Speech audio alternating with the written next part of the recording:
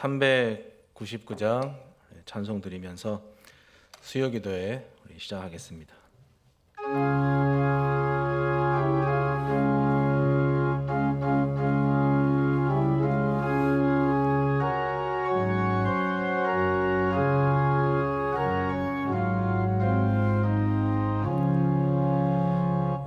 어린 양들아 두려워 말아라. 주님 우리와 함께 하신다. 하늘과 땅의 모든 권세로 그 양떼들을 항상 지키신다. 오직 믿음으로 두려움 없으리. 오직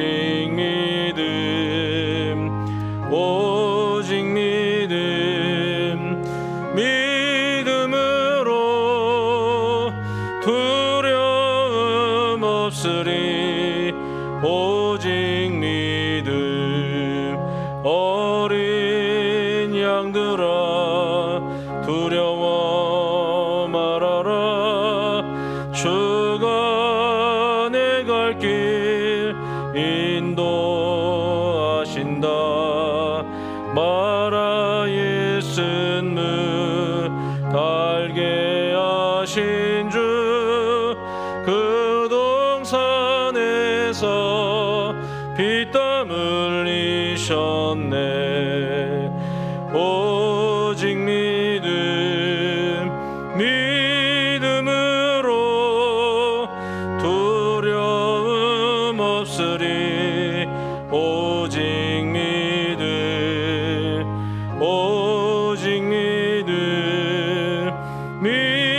믿음으로 두려움 없으리.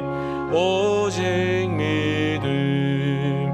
어린 양들아 두려워 말아라.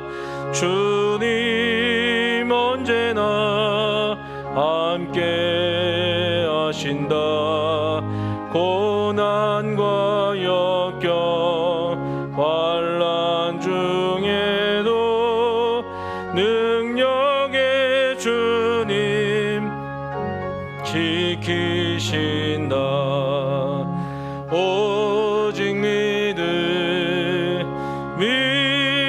믿음으로 두려움 없으리. 오직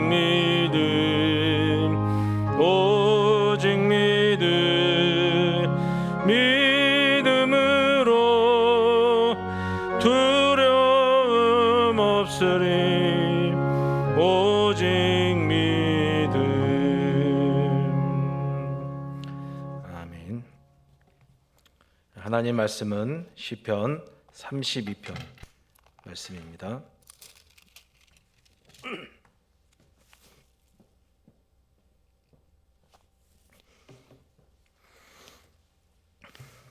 시편 32편 1절에서 11절까지 말씀 제가 받들어 봉독합니다. 허물의 사함을 받고 자신의 죄가 가려진 자는 복이 있도다. 마음에 간사함이 없고 여호와께 정죄를 당하지 아니하는 자는 복이 있도다. 내가 입을 열지 아니할 때에 종일 신음함으로 내 뼈가 쇠하였도다. 주의 손이 주야로 나를 누르시오니 내 진액이 빠져서 여름 가뭄에 마름같이 되었나이다. 내가 이르기를 내 허물을 여호와께 자복하리라 하고 주께 내 죄를 아뢰고 내 죄악을 숨기지 아니하이더니 곧 주께서 내 죄악을 사하셨나이다. 이로 말미암아 모든 경건한 자는 주를 만날 기회를 얻어서 주께 기도할지라. 진실로 홍수가 범람할지라도 그에게 미치지 못하리이다. 주는 나의 은신처이오니 환난에서 나를 보호하시고 구원의 노래로 나를 두르시리이다. 내가 내 갈 길을 가르쳐 보이고 너를 주목하여 훈계하리로다. 너희는 무지한 말이나 노새같이 되지 말지어다. 그것들은 제갈과 굴레로 단속하지 아니하면 너희에게 가까이 가지 아니하리로다. 악인에게는 많은 슬픔이 있으나 여호와를 신뢰하는 자에게는 인자하심이 두루리로다. 너희 의인들아 여호와를 기뻐하며 즐거워할지어다. 마음이 정직한 너희들아 다 즐거이 외칠지어다. 아멘.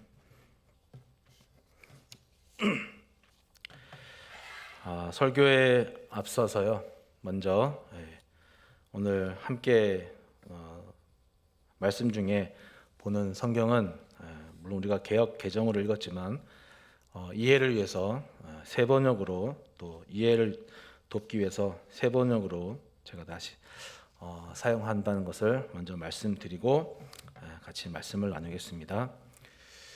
32편은 다윗이 밧세바를 범하고 간음죄를 짓고 그것을 은폐하려고 밧세바의 남편이고 자기의 충신인 우리아를 전쟁터에 나가서 죽게 만들었던 그 일에 대해서 나단 선지자를 통해서 책망받고 회개하면서 지은 그런 시입니다. 이 32편을 포함해서 다윗의 참회시라고 하는 시가 7편이 있는데 근데 다른 6편들은 내용들이 어떻게 참회시라서 자기의 죄를 고백한다든지 아니면 자기 지금 지은 죄 때문에 자기의 심경이 참담하다, 좀 좋지 않다, 그리고 하나님 앞에 용서를 구합니다라고 하는 그런 참회시라고 한다면은 이 32편은 나머지 6편들하고 좀 내용이 다릅니다. 그냥 읽어보셔서 알겠지만 용서받은 자의 기쁨에 대해서, 감격에 대해서 노래하는 의미에서 다른 6편과는 다르게 이 시편은 그런 내용입니다. 1절부터 시작되는 거죠. 복되어라, 새 번역입니다. 복되어라, 거역한 죄 그 용서받고 허물을 벗은 그 사람. 누굽니까? 다윗 자신을 말하는 거죠. 자신이 하나님 앞에 죄를 지었지만 그 허물을 용서받고 기뻐한다라는 것을 시작부터 얘기하는 것이죠. 다윗이 이렇게 죄를 지었음에도 불구하고 기뻐하고 또 감사할 수 있는 이유는 한마디로 말해서 회개했기 때문인데, 그 회개란 말을 그냥 죄를 지었으니까 회개합니다, 그냥 이렇게 단순 논리로 이해를 하면은 큰 오산입니다. 그 안에 내용이 쭉 나오지만 다윗이 했던 회개는 그냥 우리가 그냥 죄를 지었으니까 회개한다 이런 단순 논리가 아니라 정말 진액이 마르고요, 뼈가 녹을 정도로, 그리고 혀가 입 천장에 막 들러붙을 정도로 그렇게 하나님 앞에 그런 회개입니다. 굳이 얘기하자면 진정한 회개라고 할 수 있겠죠. 죄와 이 회개의 관계들을 죄를 지으면 그냥 회개하면 된다, 그냥 이렇게 단순하게 생각하는 것은 적어도 우리 믿는 사람들에게 있어서는 좀 조심해야 될 부분이 아닌가 생각합니다. 왜냐하면 내가 범죄하고 내가 회개하고 내가 나를 용서할 수는 없는 법이잖아요. 내가 죄를 다 짓고 나서 내가 회개 기도하고 내가 나를 용서한다 그러면 그게 무슨 회개가 되겠습니까? 회개란 것은 용서의 주체를 모르고 하는 회개는 진정한 회개가 아니죠. 누가 나를 용서해 줄 것인가, 용서의 주체를 알고 해야 하는 것이 진정한 회개 기도입니다.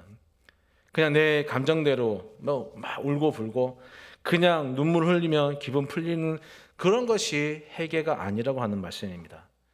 회개는 용서의 주체이신 하나님의 용서를 얻어야, 그걸 확신해야, 그런 감사함이 있어야, 그런 감격이 있어야 하는 것이죠. 하나님이 이제 됐다라고 하셔야 끝나는 거지, 죄는 자기가 지어놓고 하나님 앞에 이제 됐다라는 말도 못 들었으면서 나는 회개했으니까 됐다, 이런 단순 논리는 우리가 조심해야 한다는 말씀입니다.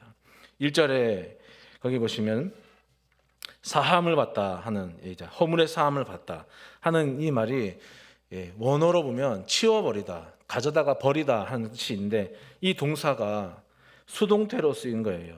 그러니까 무슨 뜻이냐면 하나님이 용서의 주체가 되어서 회개하는 내 죄의 허물을, 모든 회개하는 사람들의 그 죄와 허물을 하나님이 가져다가 버리신다는 거예요. 내가 회개하고 내 죄를 이제 뭐 회개했으니까 됐다 이런 것이 아니라 내가 회개하면 그 죄를 누가 갖다 버리는 거예요? 하나님이 갖다 버리시고 용서하신다는 거예요. 내 죄의 그런 찌꺼기들을 하나님이 말끔히 씌워주시는, 해결해 주시는 그것이 정말 감격스러운 용서고, 그것이 진짜 우리가 누려야 할 회개의 은총이 아닌가 생각을 해봅니다. 이렇게 회개하는 사람이 받는 은총이 무엇이겠습니까? 다윗이 그런 은총을 누렸거든요. 2절 말씀에 보시면 마음에 간사함이 없고 여호와께 정죄를 당하지 아니하는 자, 그 사람 복이 있다 하는데, 서두에도 말씀드린 것처럼 자기를 얘기하는 거거든요. 다윗이 어느 날 자기 왕궁 옥상을 걷다가 목욕하는 여인을 봤습니다. 이 말씀이 사무엘하 11장에 나와 있는데 제가 세 번역으로 읽어 드릴 테니까 들어보십시오. 어느 날 저녁에 다윗은 잠깐 눈을 붙였다가 일어나 왕궁의 옥상에 올라가서 거닐었다. 그때에 그는 한 여인이 목욕하는 모습을 옥상에서 내려다 보았다. 그 여인이 아주 아름다웠다. 이렇게 거기 적혀 있거든요. 그런데 고대, 지금도 그렇지만 지금도 우리 뭐 청와대 주변에 뭐 마음대로 갈 수 있습니까? 고대는 마찬가지였죠. 왕의 신변 보호 때문에 왕이 사는 건물 주변에는 가까이 아무나 살지 못하는 거예요. 거기 어떻게 일반 백성이 살아요? 거기 어떻게 신변이 확인 안 되는 사람들이 살 수가 있는 거예요? 왕을 지켜야 되는데. 그러니까 왕궁 주변에는 일반 백성이 사는 게 아니라 신분이 확인된 관리들이 사는 거예요. 그런데 더 웃긴 거는 사무엘하, 여기에 제가 읽어드린 게 11장 2절 말씀인데, 사무엘하 11장 1절 말씀에는 어떤 내용이 있냐면은 이런 내용이 있습니다. 그 다음 해에 왕들이 출전하는 때가 되자, 전쟁을 말하는 거예요. 다윗은 요압에게, 자기 군대 장관에게 자기의 부하들과 온 이스라엘의 군인들을 맡겼어요. 그리고 출전시켰어요. 그래서 그 출전한 사람들이 암몬 사람들을 무찌르고 라빠성을 포위하고 있었어요. 그런데 그 뒤에 뭐라고 하냐면은, 그러나 다윗은 예루살렘에 머물러 있었다, 이렇게 얘기해요. 그리고 나서 그 뒤에 이어지는 말씀이 다윗이 어느 날 왕궁을 옥상을 거녔는데 거기서 목욕하는 한 여인을 본 거예요. 여러분, 여기까지만 들으면 뭔가 복선이 느껴지지 않습니까? 다윗이 이제 밧세바에게, 우리가 다 알고 있지만 모른다 할지라도 이런 상황들을 딱 이렇게 성경이 이야기한 걸 볼 때, 다윗이 밧세바에게, 그 여인에게 어떤 짓을 할지 상상이 되지 않습니까? 다윗이 멀리서 목욕하는 여자를 보고 아름답다 그렇게 말했다고 하는데, 말씀드린 것처럼 왕궁과 건물 사이는 멀어요. 그 여인의 얼굴이 아름다운지 아닌지 알아볼 수 없는 거리예요. 그런데 다윗이 그 여인을 보고 아름다웠다 그래요. 그건 뭐냐면은 얼굴을 보고 아름다웠다가 아니라 그냥 나체의 여인을 보고 그냥 마음에서 음욕이 일어나는 거예요. 그냥. 그래서 신하를 시켜서 확인해 봤습니다. 아니, 충신 우리아의 아내라고 한 사실 알았음에도 불구하고 그 여인을 데려다 취하고 임신까지 시킨 거예요. 근데 그 사실을 숨기려고 우리아를 전쟁터에 기한시켜서 너 빨리 너 집에 가서 아내랑 동침해라, 막 그렇게 했는데도 그렇게 하지 않았잖아요. 그게 실패로 돌아가자 어쩔 수 없이 우리아를 전쟁터에 내몰아서 죽음의 현장 가운데 내몰게 되는 그런 일들, 이런 다윗의 모습이거든요. 근데 다윗이 32편에서 자신이 말하는 그대로 2절에 마음에 간사함이 없다 하는데, 이 간사함 그 자체예요. 다윗이 간사한, 정말 비열한 인간 그 자체 아닙니까? 그런데 이 일을 대해서 나단 선지자가 막 하나님의 말씀으로 질책을 했을 때 다윗이 어떻게 했습니까? 그 드러난 비열한 자신의 모습 때문에 힘들어하고 후회하고 뼈를 깎고 뼈가 녹고 혀가 입 천장에 들러붙을 정도로 그렇게 하나님 앞에 침상을 적시면서 회개 기도한 거예요. 여러분, 아파야 병원에 가고 우리가 영혼이 아파야 하나님 앞에 기도할 텐데, 회개할 텐데, 어느 시대든지 문제는 뭐냐면 아파하지 않는다는 게 문제예요. 적어도 예수꾼이나 교회가 아파해야 되는데 아파하지를 않아요. 3차 대유행이 지금 우리가 겪고 있습니다. 이것 때문에 자영업자들이, 소상공인들이 더 힘든데, 직장인들도 더 힘들어하는데, 아이들은 학교를 가지 못해서 계속 힘들어하는데, 뉴스에 보면은 교회들이 신앙을 지킨다는 이유로 코로나를 전파하는 매개체 노릇을 하고 있는 거예요. 아파하고 있는지 안 아파하고 있는지 모르겠어요. 교회가 꼭 아파한다는 개념을 자기 신앙에만 전복할 것이 아니라 이 나라와 민족과 사회에 접목시켜서 그 아픔에 대해서 공감할 줄 알아야 하나님이 교회를 복되게 하시고 하나님이 그 개인을 복되게 하시지, 자기만 알고 자기 아픔만 알고 이 사회의 고통은 모르는 그런 개인과 교회를 하나님이 왜 복을 주시겠습니까? 다윗을 보십시오. 다윗이 회개하면서 이렇게 고백하는 거예요. 2절에 여호와께 정죄를 당하지 아니하는 자는 복이 있도다 말하는 거예요. 하나님 앞에 여러분 깨끗한 영혼이 어디 있어요? 하나님 앞에 나 죄 없습니다라고 당당하게 말할 영혼이 어디 있습니까? 세상 천지에 그런 거 없잖아요. 그런데 다윗이 지금 자신에게 말하기를 나는 마음에 간사함이 없다 그렇게 얘기해요. 왜 그럴까요? 바세바 사건으로 정말 자기가 간사하고 비열하고 정말 치졸하고 옹졸한 사람임을 봤잖아요. 근데 그거보다 더 큰 걸 봤는데 그게 뭐냐면 하나님의 은혜를 안 거예요. 거기서 자기가 죄인인 자신을 하나님이 죄인이 아니라 자기가 정말 뼈가 녹을 정도로, 진액이 마를 정도로, 혀가 천장에 들러붙을 정도로 그렇게 회개하는 자신을 하나님이 죄인 취급하는 게 아니라 의인 취급하고 회개하는 사람 대우해 주는 거예요. 그런 은총을 경험한 거예요. 여러분, 그것이야말로, 그 경험이야말로 진정한 하나님의 은총에 대한 경험인 것이죠. 대부분의 사람들이 회개 없는 이 설교라는 저나 이 설교를 듣는 여러분들이나 우리 모두가 대부분의 사람들이 회개 없는 형식적인 신앙생활에 익숙해져 있습니다. 자기 죄를 죽이려고 자기 죄가 뭔지도 모르고 그렇게 살아갑니다. 노력을 안 합니다. 자기 안에 부패함이 분명히 있는데도 그걸 정결하게 씻으려고 애쓰지 않는 거예요. 당연히 하나님의 영광을 위해서 살아가는 것보다 자기 일신의 삶을 위해 살아가고, 그러다 보니 열정도 서서히 식어지는 그런 모습을 낳고 있는 거예요. 그러나 적어도 예배자로 또는 우리가 예수꾼으로 산다는 것이 무슨 말입니까?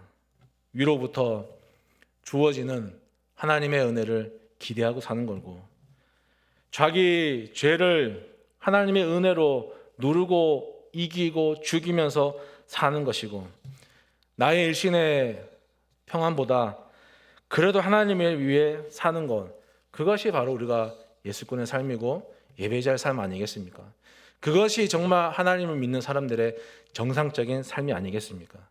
죄인이지만 그래도 하나님의 은혜로 말미암아 거룩해지려고 하는 욕심을 계속 부리면서 하나님께 기대어 사는 것이 정상적인 삶이 아니겠습니까?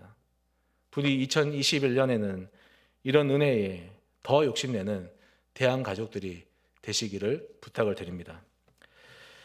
제가 코로나 이렇게 1차, 2차 겪으면서 별 큰 걱정 안 했습니다.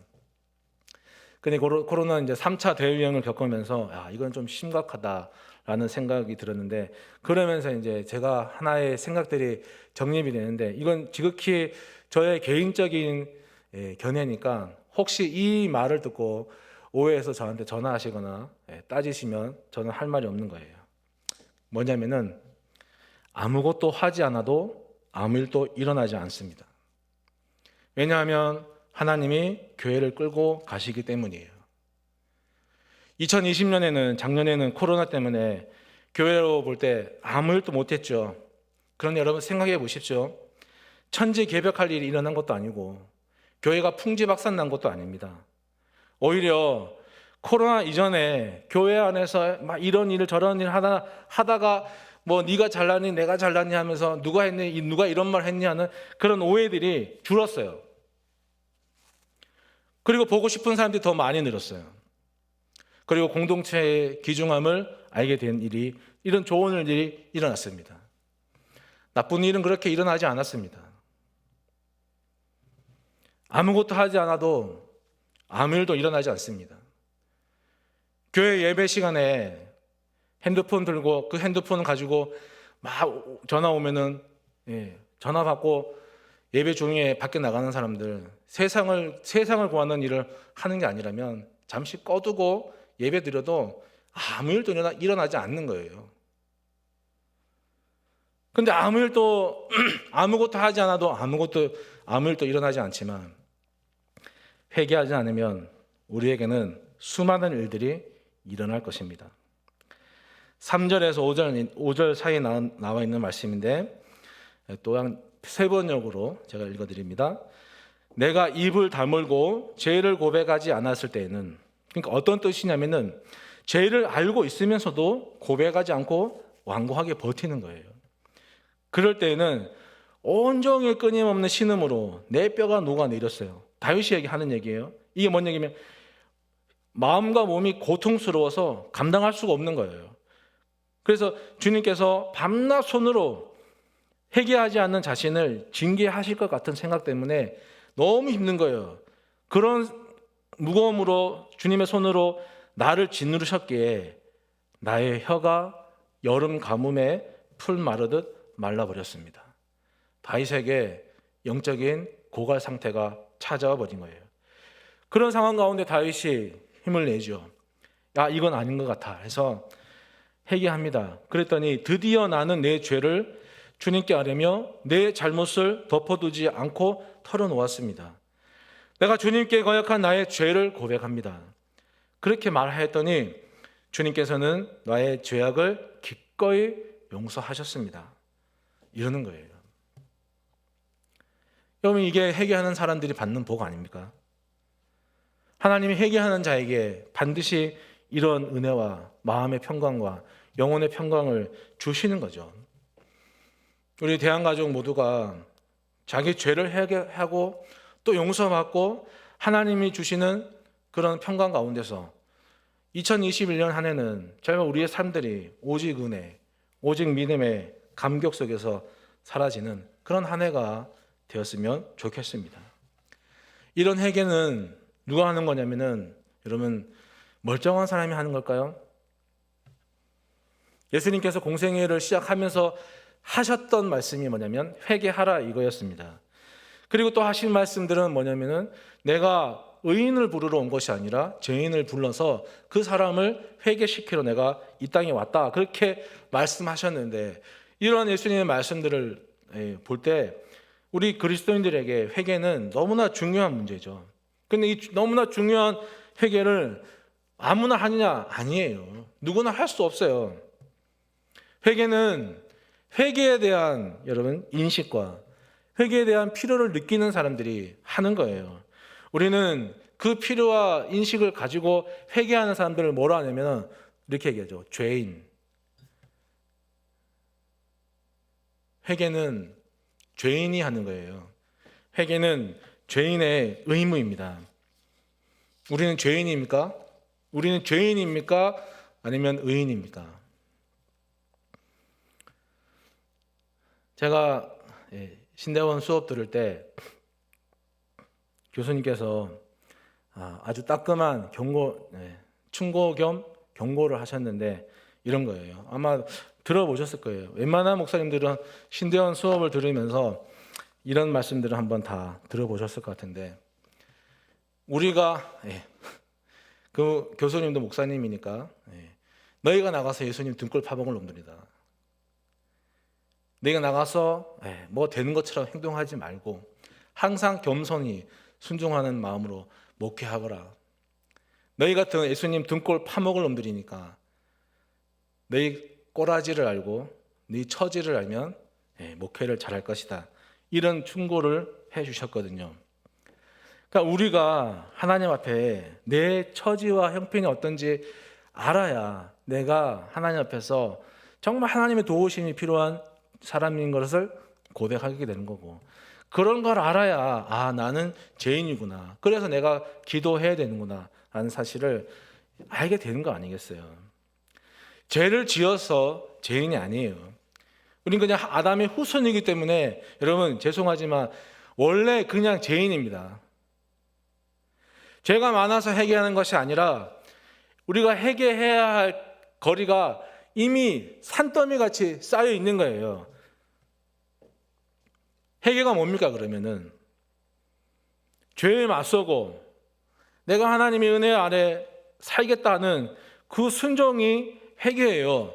순종하니까 내가 하나님 앞에 죄가 많으니까 이 죄를 용서해 주시고 하나님의 자녀로 살 수 있도록 도와달라고 기도하는 거 아니겠습니까? 죄가 우리에게 영향을 끼치죠. 우리를 유혹하고 넘어지게 하고 영적인 고갈을 가져오고 우리에게 영향을 끼칠 수는 있지만 우리가 하나님의 은혜 아래 살기로 날마다 회개하고 순종하기 때문에 하나님이 우리를 지켜주시기 때문에 죄가 우리를 완전하게 지배할 수 없는 거예요. 때로는 이렇게 하죠. 내가 죄에 포로 당하면, 내가 죄에 굴복당하면 그 고통이 정말 심각하구나 하는 것을 우리가 상기하기 때문에 최선을 다해서 하나님의 은혜 아래 살기로 선택하고 순종하는 것, 그게 바로 여러분 죄인이 할 수 있는 회개인 겁니다. 문제 해결이 회개가 아니라 문제 해결하려고 소원 풀이하려고 하는 것이 회개가 아니라 죄를 죄로 인식하고 그래서 그 죄에 대항해서 하나님의 은혜를 필요합니다라고 말하면서 그 은혜 안에 그냥 눌러 앉아 사는 게 그게 진정한 선택과 순종의 회개인 것이죠. 그러한 회개하는 사람 하나님께서 회복의 은혜를 주시지 않겠습니까? 6절에 처음에 보시면 이로 말미암아 이렇게 시작했거든요. 이로 말미암아 하는데 여기에서 이는 뭐냐면은 다윗이 자기 범죄를 통해서 하나님께 참회의 기도를 해요. 그래서 그 참회의 기도 통해서 하나님께 용서받아요. 그 은총이 참 감사한 거예요. 그것 때문에 누렸던 그전에는 막 뼈가 녹고 입천장에 화가 달라붙고 막 너무 괴로운데 하나님께 회개했더니 하나님이 용서해 주신 은총 때문에 삶이 편해지고 마음이 편해지고 모든 게 편안해지고 행복해진 거예요. 그런 걸 말하는 거예요. 회개하는 사람에게 주어지는 복이 그런 것 아니겠습니까? 전에는 죄가 나를 지배한다라는 생각을 못했는데 죄를 이걸 어떻게 극복해야 되는지 그 방법도 몰랐는데 회개하는 마음을 가지고 살게 되다 보니까 여러분 죄가 죄로 인식이 되는 거예요. 내가 저건 조심해야겠구나. 내가 저 자리에 가지 않아야겠구나. 그 인식이 되기 시작한 거예요. 그러면서 죄를 대항하고 또 한 번은 죄를 극복하는 그런 맛을 보게 되면서 정말 복음은 능력이구나. 복음은 사람들을 구원시키는 하나님의 능력이 맞구나라는 것을 알게 되는 거예요. 하나님의 말씀이 살아서 막 움직이고 좌우의 나리선 검보다도 예리해서 우리를 찔러 쪼개고 우리의 혼과 영과 골수 다 쪼개서 우리 안에 숨어있는 죄를 발가벗기시고 그걸 드러나게 하고 그러면 나로 하나님 앞에 세우게 하셨구나. 그렇게 말하게 만드는 거예요. 그런 회복의 은혜를 주시는 거예요. 만약에 이런 은혜가 없다면 우리 모두가 병든 것이 아닌지 아니면 하나님 없이 하나님을 믿는다고 너무 교만해 있는 것은 아닌지 우리 자신들을 다시 한번 돌아보는 시간이 되었으면 좋겠습니다.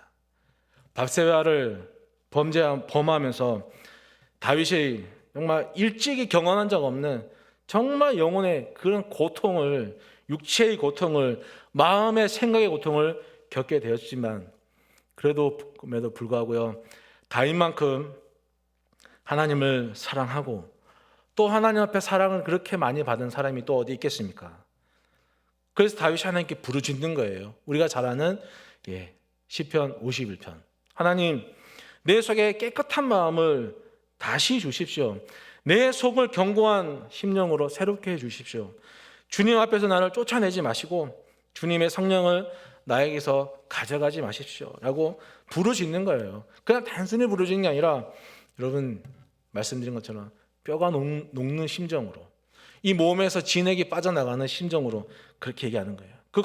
그 고통을 다 겪으면서 다윗은 다시 자기의 마음과 영혼과 육체가 깨끗해지는 것을, 또 하나님의 은혜로 사는 것이 최선인 것을 정말 절실하게 깨닫게 되었습니다. 죄가 이런 일들을 이루한 것은 아니지만 하나님께서 이런 일들을 통해서 다윗에게 죄의 결말이 얼마나 비참한지, 하나님의 은혜 아래 사는 것이 얼마나 소중한지를 깨닫게 해주신 것처럼 하나님이 우리에게도 죄의 결말이 얼마나, 우리가 죄에 무관심하고 회개하지 않고 살아가는 것이 결국에는 얼마나 비참한 삶을 낳게 되는지, 반대로 하나님의 은혜 아래 살겠다고 다짐하는 사람들이 나중에는 평안을 얻는지 우리에게도 알려주시고 회복시켜 주시는 거예요. 2021년이 어쩌면은 2020년보다 더 많은 어려움이 있고 더 많은 역경이 생기는 한 해가 될 수도 있습니다. 그러나 우리가 알아야 될 것은 하나님은 회개하는 자를, 하나님은 회개하면서 하나님의 도우심을 구하는 자를 반드시 보호하고 도와주신다 하는 것입니다. 때로 혼자서 힘들면은 경험자들을, 이런 것들을 미리 경험한 경험자를 통해서 어떻게 살아야 할지를 우리에게 알려주시는 거예요. 8절에 내가 내 갈 길을 가르쳐 보이겠다, 너를 주목해서 훈계하시겠다 하겠다, 이 말은 다 하나님이 하는 게 아니라 다윗이 자기 주변의 사람들에게, 내가 경험해 왔는데 그 너네 그건 아니야, 내가 경험해 왔는데 이건 이런 거야 하면서 다윗이 자기 주변의 사람들에게 전해주는 것처럼 우리가 혼자 힘들면 하나님이 먼저 경험한 사람들을 붙여주어서 우리를 또 하나님의 은혜 안에 살아갈 수 있도록 도와주시는 거예요. 3차 대유행 가운데 우리가 있습니다. 여러 사람들한테, 교구 식구들한테 전화를 해봐도 할 말은 딱 하나예요. 견디며 살아야지, 어떡하겠어요. 맞아요. 지금은 우리가 그냥 잘 견디면서, 모두가 견디면서 살아야 할 때인 것 같습니다. 그러나 그냥 견디지 말고 제가 히브리서 3장에 있는 말씀을 읽어드리면, 오늘 너희가 그의 음성을 듣거든 광야에서 시험하던 날에 거역하던 것 같이 너희 마음을 완고하게 하지 말아라. 우리의 모든 감각의 기관들을 다 열고 우리의 본분인 하나님을 기뻐하고 즐거워했으면 좋겠습니다. 어려운 가운데 그래도 우리가 회개하면 회개하는 대로 하나님께서 우리를 도와주실 테니까요. 대한가족 여러분들께서 2021년 한 해 정말 아까도 말씀드린 것처럼 죄가 있어서 회개하는 것이 아니라 그는 하나님 앞에 하나님의 은혜 아래 살겠습니다 하는 심정으로 하나님 앞에 순종하기로 선택하고 회개하면서, 그래서 오직 은혜, 정말 오직 믿음의 신앙으로 살기를 부탁을 드립니다. 그리고 이제까지 바다만 먹었다면 이제 앞으로는 다른 사람들을 먹여 살릴 수 있는 그런 생명을 살리는 예배자로, 예수꾼으로 살아갈 수 있기를 축복합니다. 하나님 아버지, 저희들 2021년 한 해를 하나님 앞에 작년과 같이 또 지켜주실 것을 믿고 또 주의 은혜로 살기를 원합니다. 그러나 우리 안에 죄가 많고 또 하나님 앞에 부족한 우리의 모습이 너무나도 많기에 또 주의 은총을 구하며 주의 섭리를 구하며 특별히 어렵고 힘든 이 시대 가운데 하나님의 인도하심을 구합니다. 회개하는 자들마다 동행하여 주시고 하나님 자신을 죄인으로 알고 하나님의 도우심을 구하는 모든 우리 대한 가족들을 주님 사랑하여 주시고 주님 인도해 주시옵소서. 감사드리며 예수님 이름으로 기도드립니다. 아멘.